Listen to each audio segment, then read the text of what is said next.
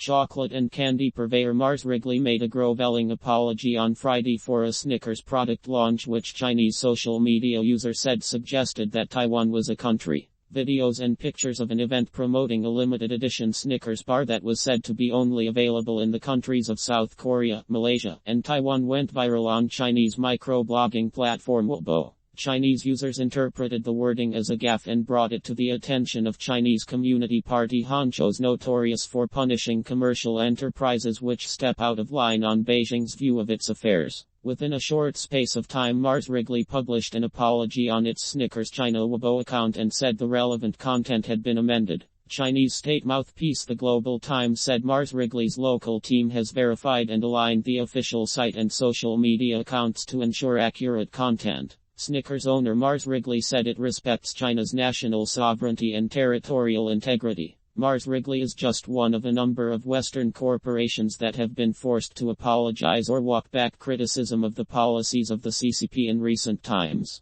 VF Corporation, which owns the North Face brand, and PVH, which owns Calvin Klein, both removed statements from their websites which expressed concern about human rights violations in Xinjiang under threat of being shut out of the lucrative Chinese market. Chip maker Intel was forced to apologize over a letter it sent to suppliers urging them not to source their products or labor from Xinjiang. While Nike and H&M both faced blowback last year following statements they made about forced labor in cotton production in the region. Even high-profile individuals risk having their careers ruined by crossing Beijing, as former Premier League star Mesut Ozil found himself frozen out of his Arsenal football club following his comments in December 2019 about the mistreatment of Uyghur Muslims. Although Arsenal officials assured that the decision to drop the player was purely a footballing one, after his post, Ozil was removed from China's version of the Pro Evolution Soccer 2020 video game, and the club's next game against Manchester City was dropped from state broadcaster CCTV's schedule. And basketball star Enes Kanter had his team's games pulled from a Chinese streaming platform over his criticism of the country's treatment of Tibetans. Now the issue of Taiwan's independence and sovereignty is the latest red-button topic that can incur Beijing's wrath.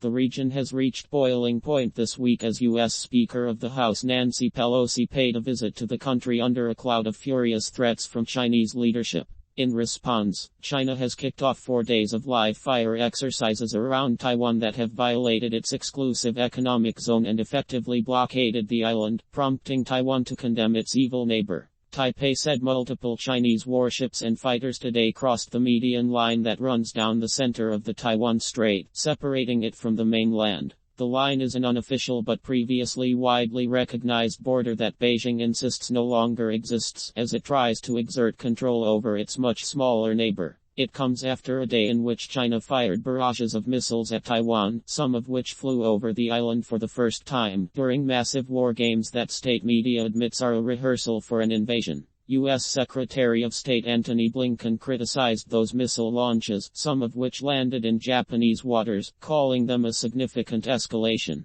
Beijing began the military drills late Tuesday, as Pelosi visited the island, and say they will continue until midday Sunday. Taipei reported that Chinese fighter jets and ships crossed the median line that runs down the Taiwan Strait on Friday morning. As of 11 am, multiple batches of Chinese warplanes and warships conducted exercises around the Taiwan Strait and crossed the median line of the strait, Taipei's defense ministry said in a statement. Chinese incursions have become more common since Beijing declared in 2020 that the unofficial border no longer existed. Beijing has insisted its war games are a necessary response to Pelosi's visit to the self-ruled, democratic island, but Washington countered that China's leaders had chosen to overreact. If you liked the video, please like and subscribe to my channel to stay up to date. Peace for everyone.